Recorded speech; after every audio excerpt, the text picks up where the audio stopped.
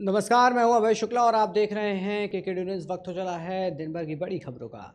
देश में जानलेवा कोरोना वायरस महामारी के नए मामलों में आज मामूली बढ़ोतरी दर्ज की गई है। देश में पिछले 24 घंटों में कोरोना वायरस के 1335 नए केस सामने आए हैं और 52 लोगों की मौत हो गई है। कल कोरोना के 1225 केस दर्ज किए गए थे और 28 लोगों की मौत हुई थी। जानिए देश में कोरोना की ताज़ा स्थिति क्या है। केंद्रीय स्वास्थ्य मंत्रालय की ओर से जारी किए गए आंकड़ों के मुताबिक कल देश में 1918 लोग ठीक हुए, जिसके बाद अब एक्टिव मामलों की संख्या घटकर 13,672 हो गई है। वहीं इस महामारी से जान गंवाने वालों की संख्या बढ़कर 5,21,181 हो गई है। आंकड़ों के मुताबिक अभी तक 4,24,90,922 लोग संक्रमण मुक्त हो चुके हैं। देश में अब तक कोरोना से 4,30,25,775 लोग संक्रमित हुए हैं।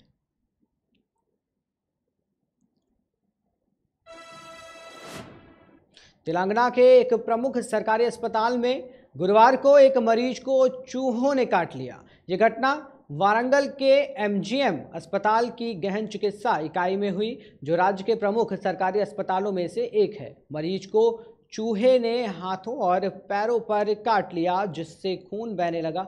शख्स का सांस और गुर्दे से संबंधित बीमारियों का इलाज चल रहा था और उसकी हालत गंभीर है।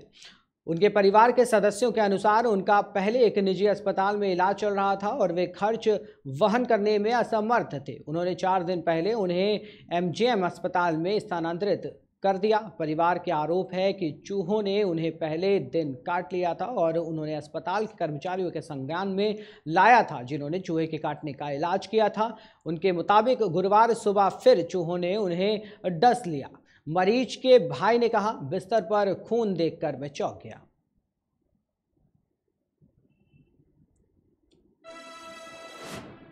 नेपाल के प्रधानमंत्री शेर बहादुर देउबा आज 3 दिवसीय यात्रा पर भारत पहुंचेंगे। इस यात्रा के दौरान वो 1 अप्रैल को विदेश मंत्री एस जयशंकर और 2 अप्रैल को प्रधानमंत्री नरेंद्र मोदी और उपराष्ट्रपति एम वेंकैया नायडू से मुलाकात करेंगे। मिली जानकारी के अनुसार भारत के दौरे की अहमियत को देखते हुए नेपाल के पीएम श्रीलंका में होने वाले बिम्स्टेक की बैठक में हिस्सा नहीं ले रहे, बल्कि भारत आ रहे हैं। हालांकि वो बिम्स्टेक की वर्चुअल संबोधित करेंगे। नेपाल के पीएके मीडिया हेड गोविंद परियार ने पीटीआई को बताया कि इस यात्रा के दौरान उनके साथ उनकी पत्नी आरजू देउबा भी भारत आ रही हैं। इसके अलावा 4 कैबिनेट मंत्री, सरकारी सचिव, वरिष्ठ अधिकारी और उद्योगपति सहित कुल 50 लोग होंगे। इस 3 दिवसीय यात्रा के संबंध में मंत्रालय ने कहा कि नेपाल के पीएम के इस यात्रा से दोनों देशों भारत नेपाल के बीच बहुमुखी, पुराने और सौहार्दपूर्ण संबंध में मजबूती आएगी। उन्होंने कहा कि 3 दिन तक चलने वाले यात्रा के दौरान पीएम देउबा भारत के प्रधानमंत्री नरेंद्र मोदी के साथ प्रतिनिधिमंडल स्तरीय वार्ता करेंगे और विदेश मंत्री एस जयशंकर और राष्ट्रीय सुरक्षा सलाहकार अजीत डोभाल से मिलेंगे।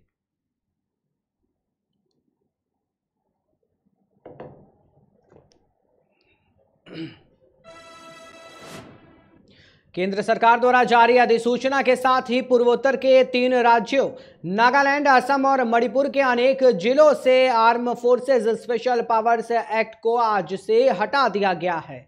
इसके पहले यह विशेष आदेश पूरे राज्य पर लागू था। केंद्रीय गृह मंत्रालय के एक आला अधिकारी के मुताबिक इस बात 3 राज्यों की सुरक्षा समीक्षा के बाद यह निर्णय लिया गया है। मंत्रालय के आला अधिकारी के मुताबिक विशेषकर पिछले 3 वर्षों में जब से केंद्रीय गृह मंत्री अमित शाह ने मंत्रालय की कमान संभाली, तब से उन्होंने लगातार पूर्वोत्तर में संवाद बढ़ाया और उग्रवाद समाप्त करने के लिए अनेक समझौते किए जाने पर विशेष जोर दिया। इसी प्रयासों के चलते इन राज्यों में armed forces special powers act भी समीक्षा की गई और इस समीक्षा के दौरान यह पाया गया कि इस विशेष पावर को अनेक इलाकों से हटाया जा सकता है।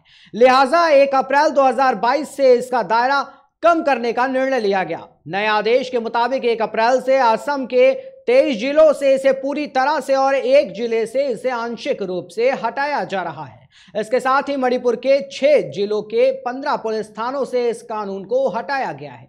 नागालैंड के 7 जिलों के 15 पुलिस थानों से इसे हटाया गया। गृह मंत्रालय के आला अधिकारी के मुताबिक पूर्वोत्तर के अन्य राज्यों से भी इस विशेष अधिनियम को धीरे धीरे कम किया जा रहा है। मसलन अरुणाचल प्रदेश में इसे धीरे धीरे कम किया गया है। मौजूदा समय में वहां पर सिर्फ 3 जिलों और एक अन्य जिले के 2 पुलिस थाना क्षेत्रों में यह विशेष अधिनियम लागू है।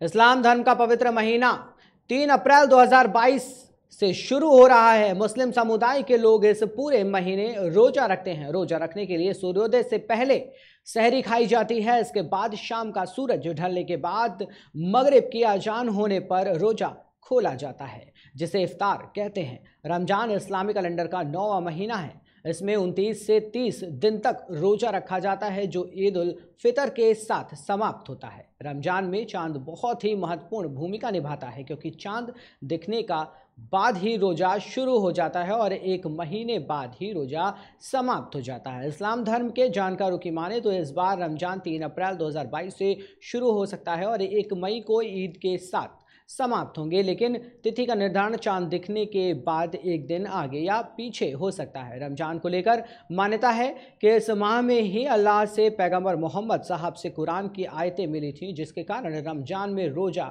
रखा जाता है। रमजान के समय पूरे दिन भूखे प्यासे रहकर खुदा की इबादत करने के साथ ही लोगों की सेवा की जाती है और शाम को एक साथ बैठकर इफ्तार करते हैं।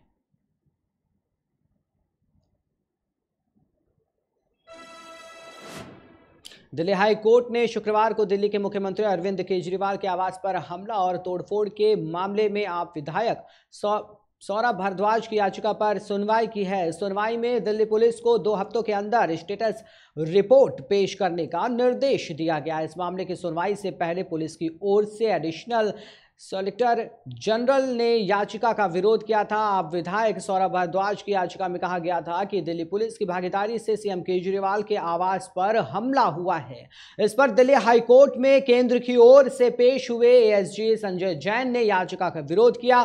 संजय जैन ने कहा कि इस पर गृह मंत्रालय और पुलिस की एक बैठक भी हुई है। दिल्ली पुलिस ने इस मामले में स्वयं ही संज्ञान लेते हुए प्राथमिकी दर्ज की है, लेकिन इस मामले में दिल्ली के मुख्यमंत्री कार्यालय ने कोई शिकायत नहीं की।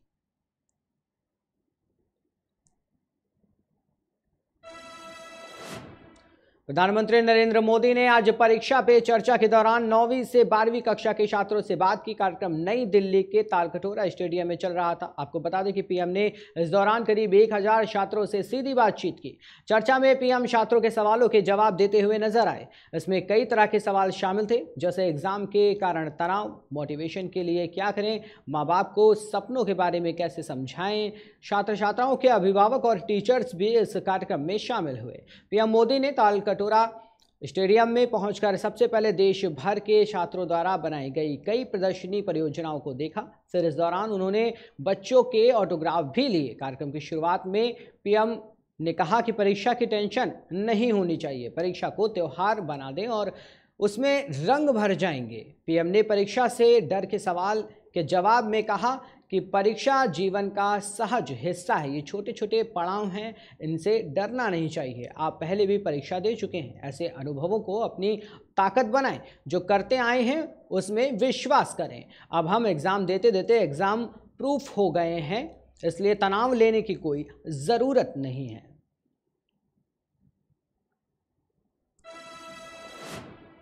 पंजाब विधानसभा का 1 दिन का विशेष सत्र हुआ। इस विशेष सत्र में अन्य मुद्दों पर चर्चा के अलावा पंजाब के मुख्यमंत्री भगवंत मान ने चंडीगढ़ में केंद्रीय सेवा कानून लागू करने के विरोध में प्रस्ताव पेश किया। इस पर सदन में बहस हुई और अधिकतर सदस्यों ने इस प्रस्ताव का समर्थन किया। इसके बाद मुख्यमंत्री भगवंत मान ने जवाब देते हुए कहा कि केंद्र सरकार का ये कदम दमनकारी है। उन्होंने उनके द्वारा पेश प्रस्ताव पर अपना मत रखने के लिए सभी सदस्यों का धन्यवाद व्यक्त किया। भगवंत मान ने विधानसभा में कहा कि केंद्र सरकार ने इस कदम से पंजाब के अधिकारों पर चोट की है। इसके साथ ही भगवंत मान ने कांग्रेस पर भी निशाना साधा। उन्होंने इशारों में कैप्टन अमरिंदर सिंह सरकार पर भी हमला बोला। उन्होंने कांग्रेस विधायकों की ओर मुखातिब होते हुए कहा कि आपके समय में सरकार के दरवाजे 4.5 साल तक नहीं खुले। प्रताप सिंह बाजवा से मुखातिब होते हुए उन्होंने कहा कि आपने चिट्ठी बहुत लिखी, लेकिन वो दरवाजे के नीचे से गई और फिर डस्टबिन में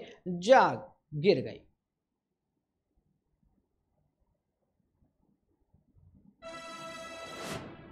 पंजाब विधानसभा चुनाव में शानदार जीत के बाद अब आम आदमी पार्टी की नजर गुजरात में होने वाले विधानसभा चुनाव पर है। आप नेता और दिल्ली के मुख्यमंत्री अरविंद केजरीवाल और पंजाब के मुख्यमंत्री भगवंत मान 2 और 3 अप्रैल को गुजरात का दौरा करेंगे। गुजरात में पार्टी 2 दिनों तक आम आदमी पार्टी राज्य के विधानसभा चुनाव को लेकर रणनीति पर चर्चा करेगी। वहीं अहमदाबाद के पूर्वी इलाके में 2 अप्रैल को रोड शो होगा। इस रोड शो में आम आदमी पार्टी के नेता और गुजरात के हजारों कार्यकर्ता शामिल होंगे। सूत्रों के मुताबिक पंजाब में शानदार जीत के बाद अब आम आदमी पार्टी गुजरात के भीतर बीजेपी सरकार से और मजबूती से लड़ने की रणनीति बना रही है। आम आदमी पार्टी गुजरात विधानसभा चुनाव जीतने के लिए कड़ी मेहनत करेगी।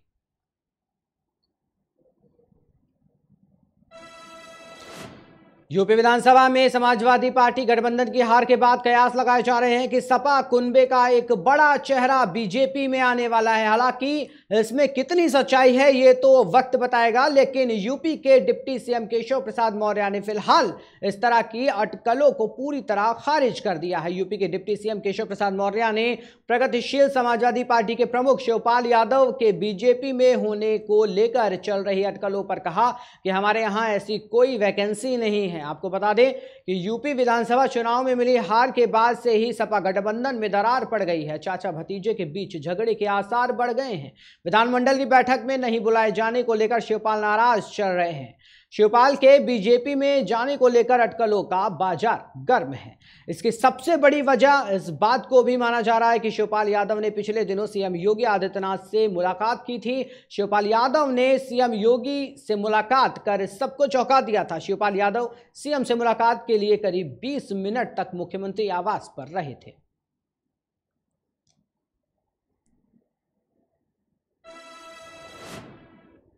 तो फिलहाल इस वक्त की बड़ी खबरों में इतना ही। देश और दुनिया की तमाम खबरों के लिए बने रहिए और देखते रहिए केकेडी न्यूज़।